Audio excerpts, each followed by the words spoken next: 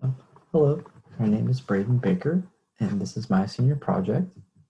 So my senior project is a Moodle log analysis, and this is a solo project, so I am the project lead, and the client for my project is Sarah Faulkner, who is the instructional designer at St. Martin's University. And so I am working with her and other St. Martin's staff because they want to improve the effectiveness of their learning management system known as Moodle. And Moodle is what we use now to turn in assignments and mostly conduct class nowadays. And so to improve Moodle, St. Martin's staff will be using test plugins for Moodle courses during the spring semester. And a plugin for Moodle is something that basically adds a feature or function to Moodle that it doesn't normally have. And so some examples of these are like plugins that add more exam question types or exam layouts, and plugins that increase integration with other systems, like ones that allow you to use Zoom within Moodle, or plugins that allow you to like integrate lockdown browsers so you can make Moodle exams more secure. And there's plugins that just add extra administrator options. And so one example of the plugin I have is in the picture below is a plugin for a checklist. This is just an example one. And this one allows instructors to add a little checklist for their students. And so they can check off assignments and lectures as they complete them as just a little way to make the class a bit more organized. And I think this is a really good example of what we're trying to assess is just how well can these little plugins that add just a little extra feature to Moodle, and how much are they being used, and how much can they help the instructional quality using Moodle. And so that is the purpose of this project. And so the main purpose is to find valuable plugins that will make Moodle better for both the students and the faculty and allow them to learn with more effectiveness. And so my role in this project will be to track Moodle logs and assess the activity of students during the test classes that will be taking place in the spring. And so I will be doing this using the R programming language to capture, clean, and aggregate the data that is contained in Moodle logs for the classes in the spring semester that are being tested with plugins. And so my analysis will mainly focus on how much the plugins are being interacted with, as in, are the students using the feature that the plugin adds to Moodle during the whole course of the year, well, the whole course of the spring semester. And then after the results are analyzed, the plugins that are actively used by students and found to be effective by instructors will be added to feature courses in the spring, which will hopefully make Moodle more effective in the next few years for St. Martin's. And so for the roles and responsibility of this project, like I said before, this is a solo project.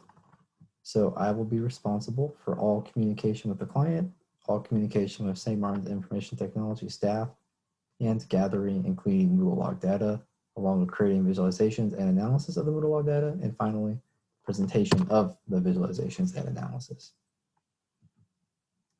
And so some of the technical and qualitative restraints of this project are, the first one is that the data must be anonymized. The logs that Moodle captures basically check everything that a student does. Every time they click on a URL, it'll create a log file for that action. And so their names are included in those actions. So to make things anonymized for privacy concerns, someone will have to delete the name column before it gets to me. So that's just so everything stays private, their activity, until it's all anonymous. And then another restraint is that the spring semester will be ongoing during the project. And because we're going to be testing these during the spring semester, which is when the senior project will also be taking place, I won't have a complete data set until towards the end of the senior project period. That'll be a little bit of a restraint because I won't know exactly what I'm working with until the end, but luckily due to some previous classes, I can get a pretty good idea of what to expect. And hopefully that will make a clear picture as the semester goes on. And then the final restraint is that the Moodle logs are not stored by St. Martin's IT. They're actually stored by a third-party vendor known as eThink, and we use eThink to host the Moodle platform for us. And so to get the logs, we'll have to go through our St. Martin's IT and send a ticket from St. Martin's IT to the support tickets of eThink. And so it's still very accessible, just it's not super streamlined, but definitely a workaround that we can get access to the data, even though St. Martin's isn't storing it, because it would be a lot more convenient if it was being stored on St. Martin's servers. But that's just something that we can work around. And so some of the risks with this project is that it will likely have limited data to draw any decisive conclusions with. And that is because we only have mostly the previous semester as our database of online and hybrid classes to compare the results with. And of course the half semester last spring as well, but mainly this last fall semester is the only thing we have to compare the results of the spring semester with. And we also have only a few classes that will be testing the plugins.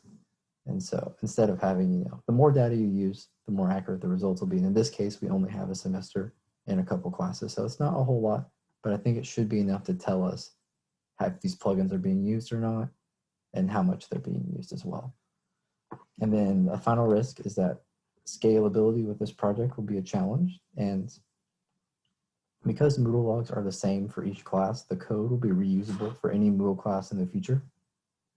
But to turn this into some sort of application that can be used to analyze more classes than just the few test classes in the spring, you'll have to require ITS to use resources, and we will need to change the relationship we have with eThink, because we'll have to regularly receive data from eThink to be used with the code if this is turned into an application. So that will be things that will have to be addressed if we want to use the code and the results of this project for classes more than just the spring test classes that will be specifically testing the added features added by plugins.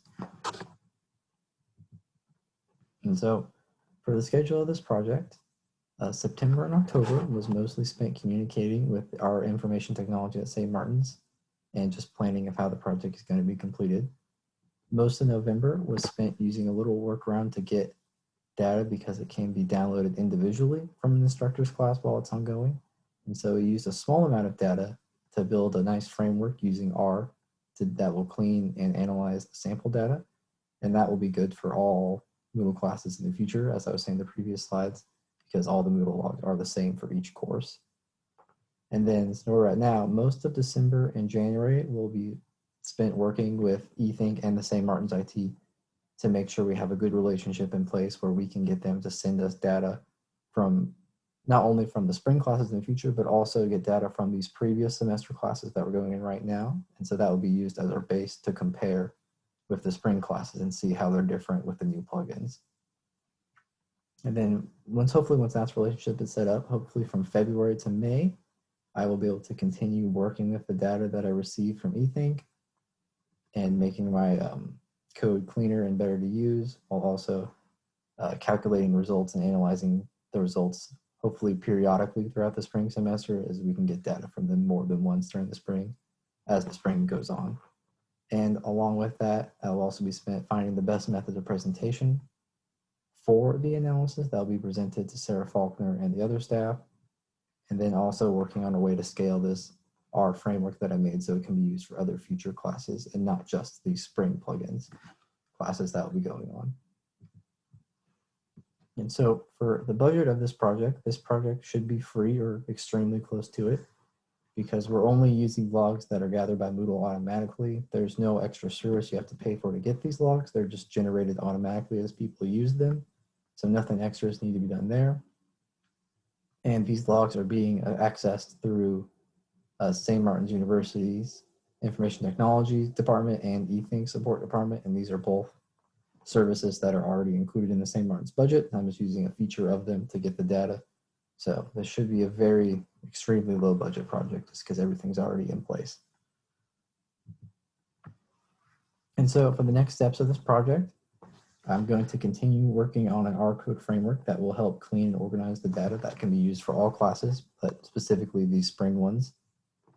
And then I'll continue working with the St. Martin's Information Technology and eThink to build our relationship with eThink to make sure that we can get the logs that they are stored when we need them, and hopefully in a timely manner as well. And then we'll also be assessing the viability for a scale version of this project, because I could see this being really helpful in the future, as you could use it to visualize what features are being used in Moodle just as a quick glance if you have the logs for them. And so it could be really helpful for professors. It would show them what assignments they're, like how many times people are viewing feedback for their assignments, or how often they're looking at discussion forum posts. It's a really good way to see how their class is being run on Moodle, in addition to how it'll be used in the spring to analyze the usage of the plugin. So it's going to be used for more than just this first analysis that we're working on at the moment. And hopefully in the next steps, we'll be able to make a more application version of that that can be used in the future. And so I do have a little bit of additional information. I have linked here to our pubs an R markdown file that I've written.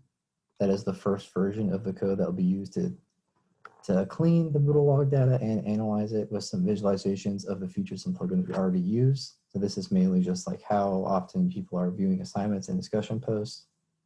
And that will be kind of the same format we'll use when the plugins are being used in the test classes. We'll see how many people are using the test plugin, specifically just like the features I'm looking at in that markdown file. And then I also have a sample of the log files that are captured by Moodle, so you can take a look at that and see how they look like.